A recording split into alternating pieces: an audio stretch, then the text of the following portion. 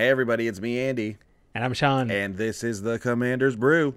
This week, mono red, Planeswalker style. There's no place like home. With your family around you, you're never alone. When you know that you love, you don't need to roam. 'Cause there's no place like home. Times are changing every day. We won't get by with those same old ways. Pulling together, we'll make it right. With help from our friends, I know we can fly. There's no place like home. With your family around you, you're never alone. When you know that you love, you don't need to roam. 'Cause there ain't no place like family. There ain't no place like family. There ain't no place like, there's no place like home. I mean, no place, child. Hey everyone, thanks for watching the Commander's Brew here on YouTube. If you're liking what we're doing, go down and hit subscribe. It's a great way to help us out. Leave a couple comments. That's also really great. If you want to help out directly, check out patreon.com/commandersbrew. You can help donate directly to the show to help us be able to continue making this show. Or you can also go and you'll become a part of our Discord where you can actually help us brew these decks. And you'll see this week we had a lot of help and we had a lot of fun brewing this one in the Discord with our patrons. So I guess, you know, without further ado, let's get into today's big deck tech. Sean, today's deck is a very interesting one. I talked about it earlier on the audio show, but I'm saying it now for our YouTube viewers. This is a challenge deck. This is what I like to call a challenge deck because, you know, this is a challenging deck to win with. It's not bad. It's not a bad deck. Just because of the, you know, because of the format of Commander, we have some unique challenges with this mono red Super Friends Planeswalkers deck. Okay. Right? Like, if you think about that, like mono red decks, like there's a couple good, you know, mono red decks when it comes to burn decks, right? There's a couple of good Planeswalkers for those decks, but mostly Planeswalkers are not a aggressive burn type of thing, right? Usually Yeah. we're you know, we're not really using those cards. So so that's one of the challenges. And like as I said, the other challenge is straight up just trying to win with this deck. But I think it's fun. It's a fun challenge, and I am interested in giving it a shot. So let's run it down. Let's get into what we're talking about. We had a lot of help today from our Discord friends, our patrons over in Discord. I'll mention them when they come up. But this started from our buddy Mondo, who you've seen on Battle of the Brews. You've seen him on the show.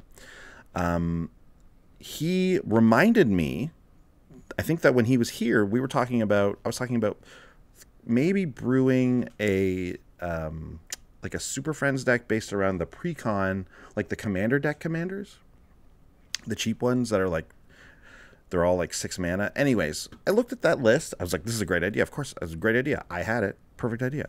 So I looked it up. It turns out there's not a ton of good synergy there. And like every one of them costs 6 at least. There's a handful of them at 5. There's like 3 or 4 of them at cost 5. But the rest of them are all 6 and 7 and 8. So I was like, ultimately, I just don't think that that's super viable. You know, we may revisit that in the future. But piggybacking off that idea, because of some of the discussion again in the Discord, specifically Kadrin, our listener, I think brought this one up first, and I love the idea. Is like maybe turn this into a bit of a burn deck. Maybe you know, there's some good burn in these commanders. Or in these planeswalkers. Why don't we use those? So I latched onto that idea. I was like, well, then if we're going burn, why not make it mono red? So again, through more discussions, what the commander we thought about who would be the best commander for this sort of thing. And I think looking at all the possibilities, it came down between two. It came down between Kazul, Tyrant of the Cliffs, and Torbran. We ended up going with Kazul because I think the effect that Kazul gives us is something we want more often than the Torbran effect, which is very good, obviously, but we actually have some other ways of doing that too. So his ability is more redundant in the deck. So anyways, I'll read Kazul. Kazul, Tyrant of the Cliffs, 3 red, legendary ogre warrior. It's 5/4. Whenever a creature an opponent controls attacks, just period, if you're the defending player, create a 3/3 red ogre creature token unless that creature's controller pays 3. So even when someone's attacking a planeswalker, you are still a defending player. So you can do this if people attack your planeswalkers. So this I think this is an amazing ability. Yeah, it is, and it's essential for this deck. I want more abilities like this. We've got lots of propaganda, Ghostly Prism, where you're not allowed to attack unless you pay. Right. Give me something else. Like give me you can always attack, but pay or I get something. Like red needs more of this. You know, following up on our discussion just very quickly about on the vlog and again earlier in the show if you're listening on audio, I thought, like, what a great thing. Like, taxing players is, like, not a good thing we like to do in Commander specifically, because, like, you don't want to stop people from doing things, playing the game. But why not treat it more like Ristic Study, where it's just, like, instead of, and Smothering Tithe, where it's not so much that you stop doing anything, but now you're giving bonuses when things happen. So, yeah, Kazul's a great example of that, and, again, works very, very well with our Commander theme here. Or, sorry, I keep calling them Commanders. Planeswalker theme here.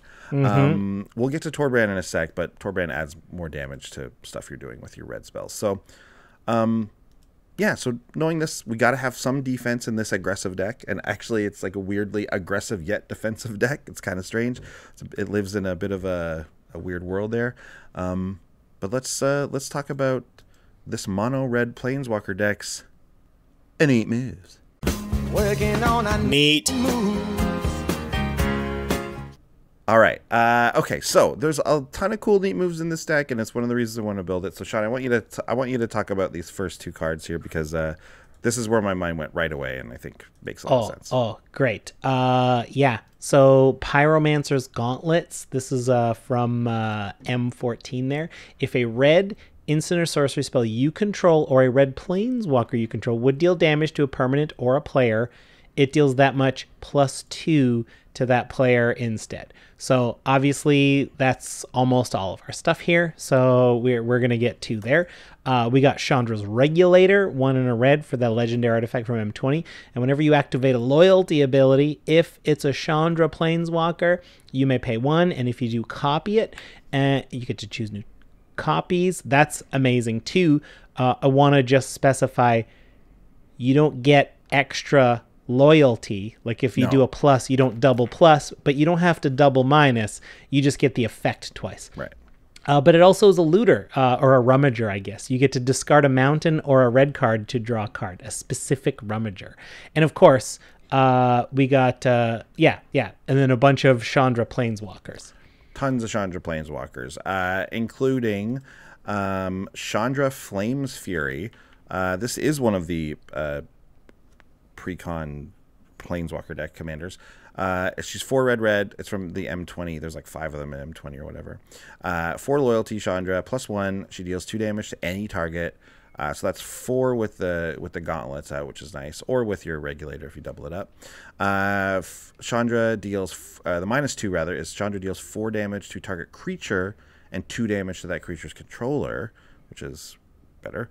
And both of those numbers would be upped by 2 with the gauntlets. And then the -8 is Shaundra deals 10 damage to target player and each creature that player controls. Okay. So like ultimates are going to be tough to come by in this deck. I really tried to basically ignore them just because like it's tough to come by defense here. Like our commander is our best version of it, but man, it's going to be tough. So I didn't want to rely on the ultimates at all. We just wanted to try and lean on the plus and the minuses ability of these Planeswalkers. Another Shaundra we have in here is Shaundra Novice Pyromancer. She's 3 in a red for 5 loyalty Shaundra, +1.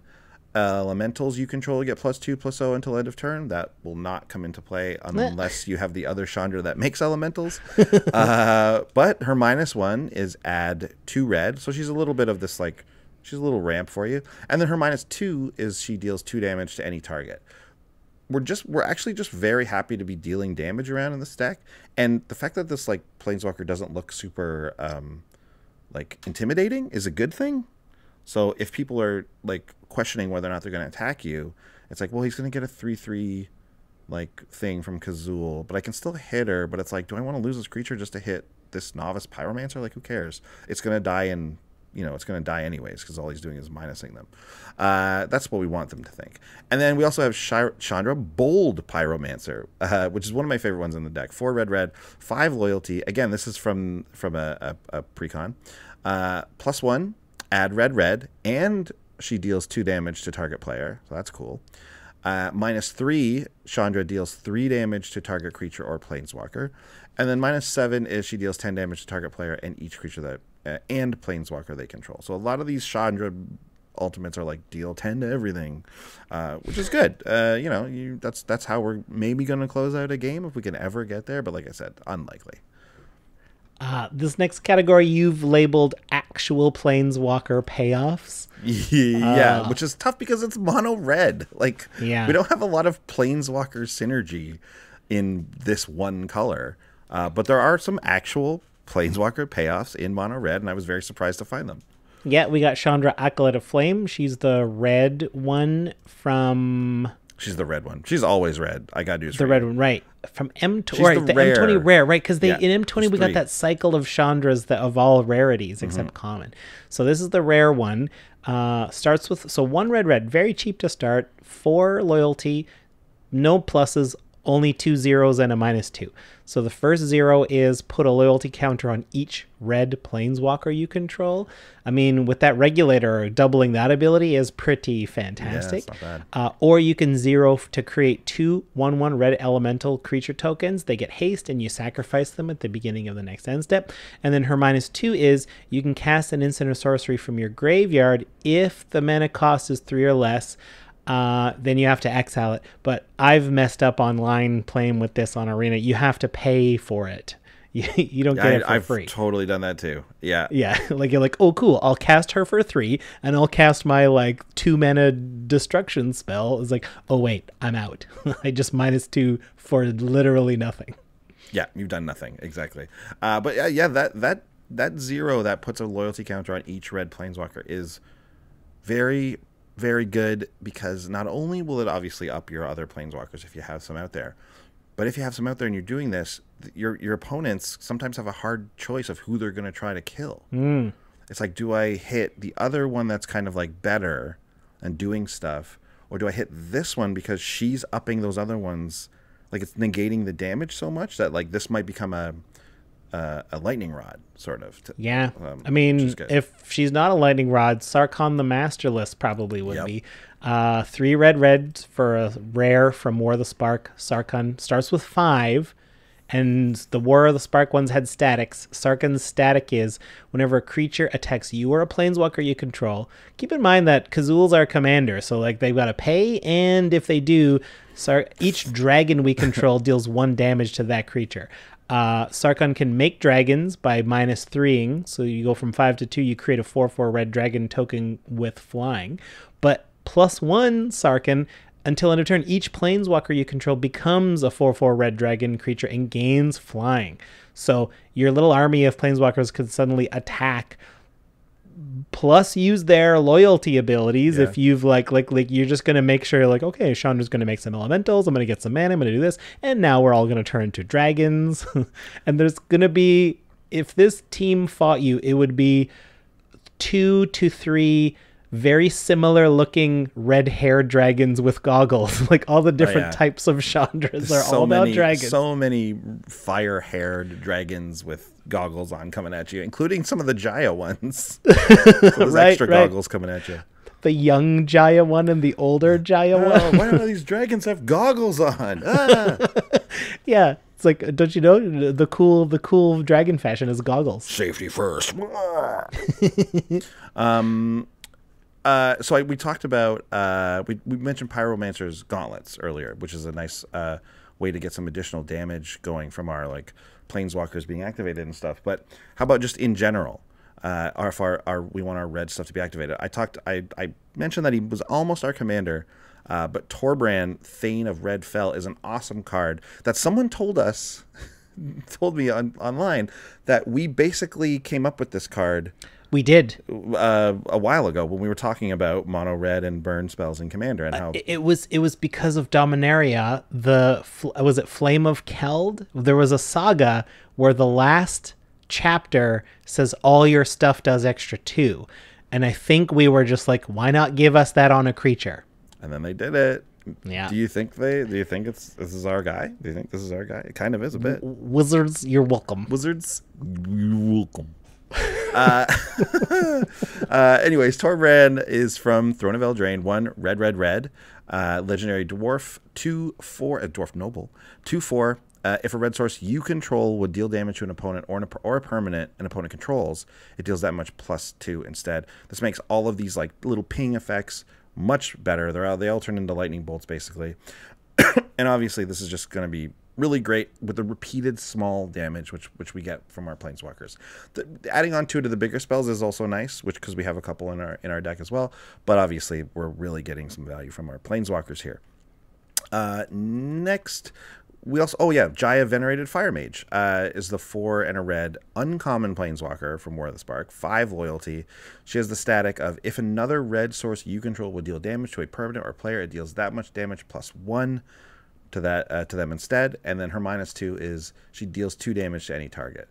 So she'll be dealing 3 damage to any target with her own static ability. But it's just another one of these like Torbrand-esque No, abilities. she doesn't help herself. Doesn't she? Oh, yeah, you're right. It's No. another. I made that mistake a lot in War of the Spark, I'll tell you that much. Yeah. You're right. So it's another red source. So yes, which is going to be great. Again, with that repeated stuff, same type of deal. These effects are really, really great, especially when you mix them up with the damage doublers, because you get double the damage from something like Dictate of the Twin Gods, for example. And, I mean, it all gets double, so it doesn't really matter. But like the additional 1 that Jaya is doing now, she's dealing an additional 2 and so on. You know what? I looked this up on rules because I'm working on a deck that uses some doubling and some additioning as well. Mm-hmm. And I wanted to look it up on the rules. These are 2 different replacement effects, and your opponent will get to choose the order they go in. So you won't get to double the additional. Because any opponent in their right mind will double the number first and then add 2 at the end. But doesn't the 2 get doubled also? No, because that's like it's 2 different replacement effects. One replacement effect is saying, "Hey, double that 1," and the other replacement effect is saying, "Hey, add 2 to that 1." And then so your opponent's like, "Well, your opponent gets to stack them in this case."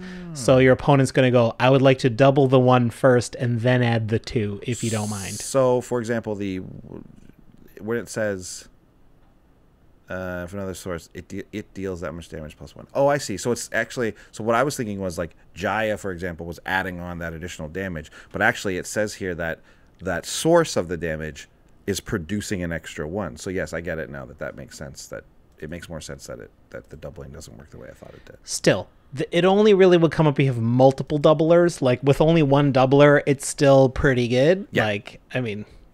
Yeah, anyways, well, that doesn't work exactly the way I wanted it to, but at the same time, you've got to include these damage doublers when you're talking about these types You gotta. of spells. You just have to. There's one of the main advantages you get. It's a bummer that most of them are, like, across the board. Like, everyone gets to double their damage. That kind of sucks. Like, can't Red just get this, but only this player gets to do it, I think that's where Torbrand's going for, right? Because Yeah. only your stuff gets extra 2, which, I mean, in a lot of ways ends up doubling a lot of these, sort of, or close to it. But you're right. Like, some cases it's even more than that. It's like, yeah. What would it cost? What would it cost for a red enchantment that said only your damage is doubled? Well, Dictate of the Twin Gods has flash and it costs 5, and Furnace of Wrath is 4, I think, and it has 3 red pips in it. Yeah, so it's but definitely Furnace an of Wrath ability. is everybody. Exactly, and if we're talking about, like we mentioned again in the vlog, printing stuff only into Commander, so really we don't have to worry about it having an effect on Legacy or Vintage or Standard or whatever. If you're going to do it just for Commander, like what's wrong with it just being at 5? Like an enchantment that costs 5, you just play it. Now all your damage is doubled. Yeah. So you get to basically play that attack. Essentially, kind of things almost have like double strike. Almost. Well, let's combine it with Saskia let us pick a player and double to that player, sort of. Why not combine them if you feel it's too good by itself? What about 5 mana, pick a player, all your damage to that player? It's like a curse. Was there a curse that does that? I was going to say, that does exist, actually. That is in this deck. It is... That's a curse. That is... I have it right here. It is I accidentally... Curse of Bloodletting, and it does cost 5. and you Well, enchant a player, well. and if a source, but that's anyone. It's not just you. Oh, well, I mean, that's If still anyone good. deals damage to that person, it's double. That's a brutal I'll take it. curse. Yeah. Anyways, so I mean, you're hovering around that area. I think 5 for you doubling. Maybe even just it's like one of these things where it's like you double just stuff from Planeswalkers, you double stuff from instants and sorceries. Lots of options. Yeah, a lot of options. Anyways, you're going to want to be doing that. And then finally, we have our last little segment here, which is a neat little thing I kind of forgot about until now.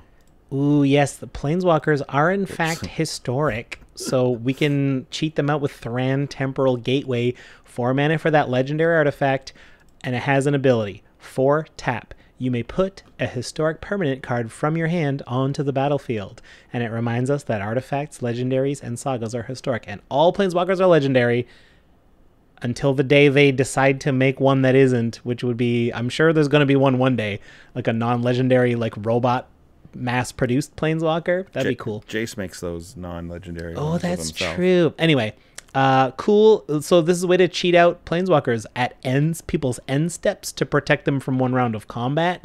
Although you can't use them anyway. Yeah, it's but weird. It's a weird thing to be able to do it at instant speed because you can't use them. So like, is there? I mean, I guess it's if you have that Shaundra to add red counters, then maybe people won't see her as a threat. But then you drop one and speed is like, well, now it's more of a threat. I don't know. It's more of like it's less the instant speed that you're dealing with and happy with here. It's more the mana reduction. So Yeah, like, I mean, there's the 6 mana ones that you can just play for 4 mana, which is nice. I'll take it. We got Jorah's Familiar, the 4 mana artifact creature bird. It's a 2/2 flying, but all your historics cost 1 less. So all them Planeswalkers. It's a little bit of a Ruby Medallion in this deck. Little bit. Yeah, I mean, it's mostly a Ruby Medallion on almost everything. And then we've got Mishra's Self-Replicator, which is sort of an additional bonus from Historic. Whenever you cast a Historic, you get to pay a colorless, and if you do, you get a token that's a copy of Mishra's Self-Replicator. And this is one of those things where the more you have, the more you get to activate. So if you got cheap Historics, then you can really get a ton of these out.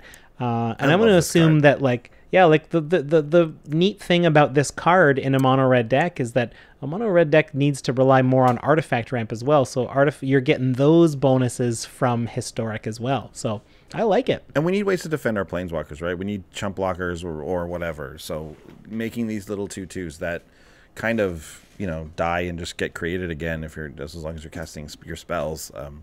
It's pretty nice. It's pretty nice. And it's an extra thing to do with it's a little bit of a mana sink too. So Yeah. it's pretty good. Okay, well, yeah, there you go.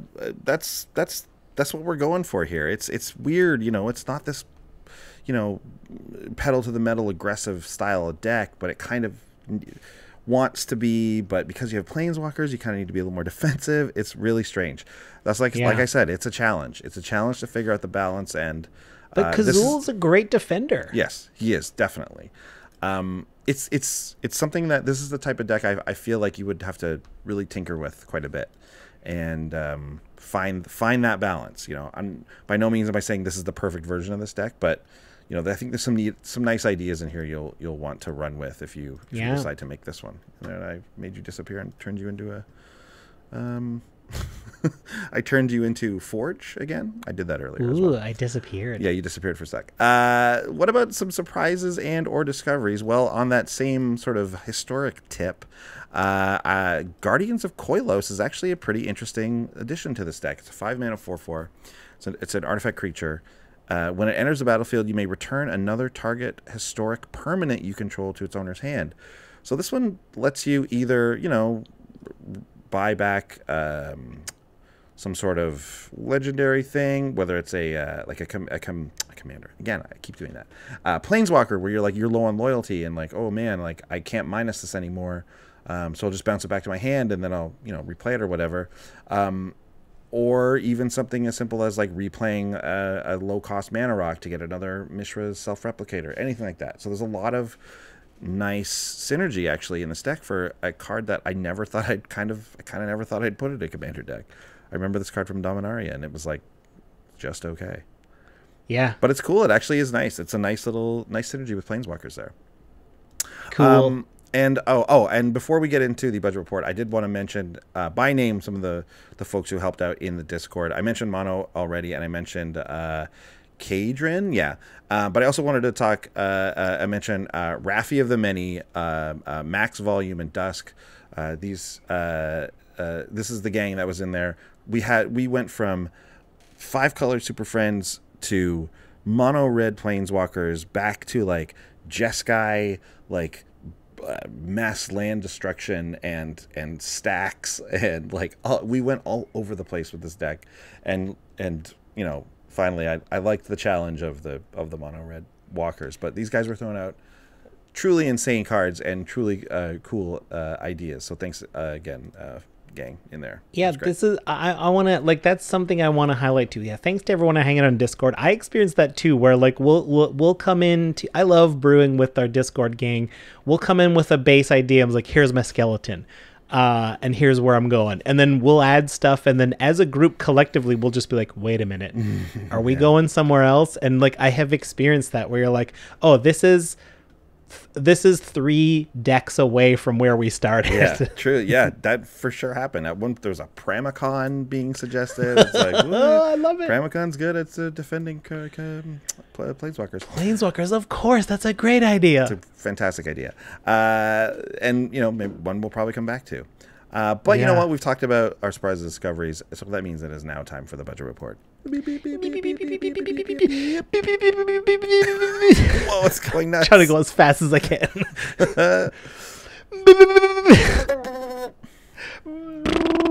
This is where we take all of the cards and we go as fast as we can to protect our Planeswalkers, like we're protecting our wallets. Because if we can't protect our wallets, we go broke. Go broke for life.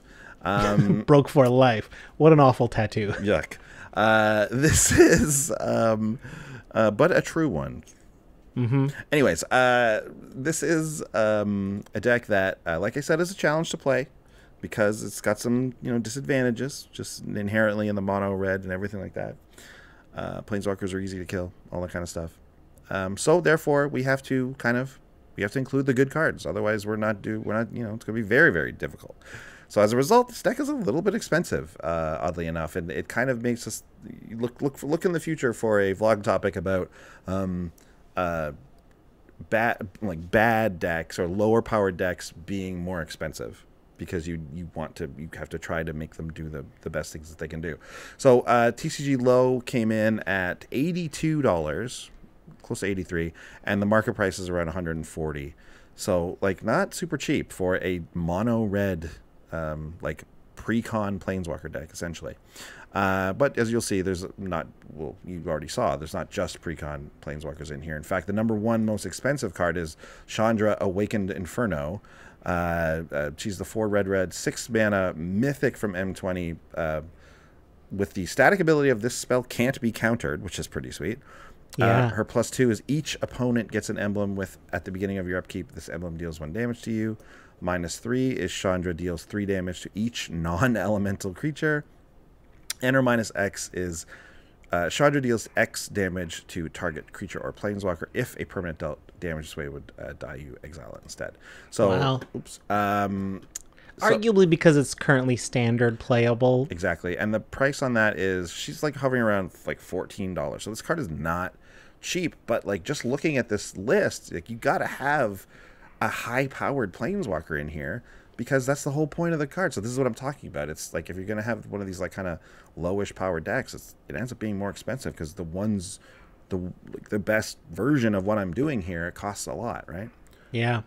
I know you got Karn Scion of Urza. That's the 4 generic Karn from Dominaria. Mm-hmm. That's floating around $8-9, $7-8.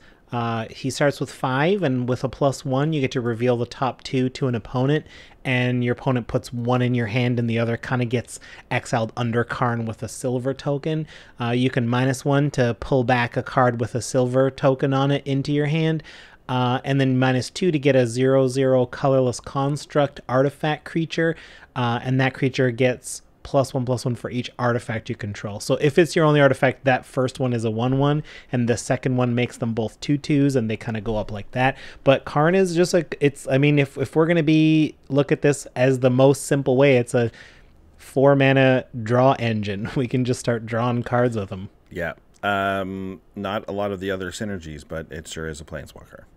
And finally, we have Ruby Medallion. We mentioned it earlier, but this card is expensive now. It's like $9. Some you can get it for as low as $7, it seems, but it's the 2 mana That's artifact. a lot. Yeah, 2 mana artifact that says red spells you cast cost 1 less to cast.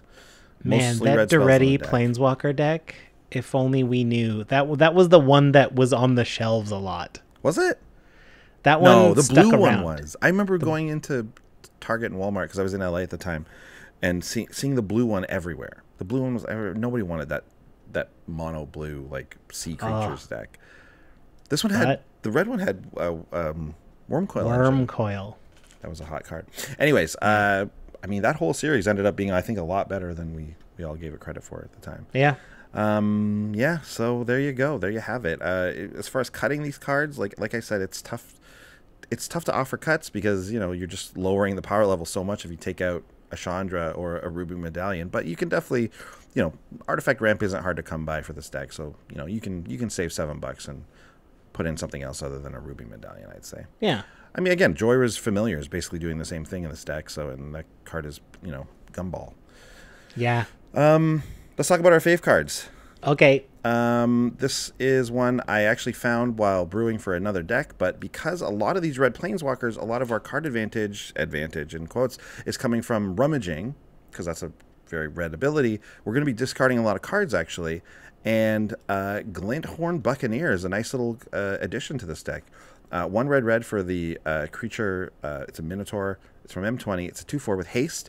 Whenever you discard a card, Glinthorn Buccaneer deals 1 damage to each opponent.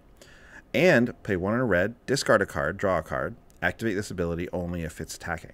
So, like, any wheels we have, any of the discard, any of the rummaging, like I said, from the Planeswalkers, we're going to be dealing damage that way too. You add Torbrand into this thing is now dealing 3 damage to each opponent every time you discard a card.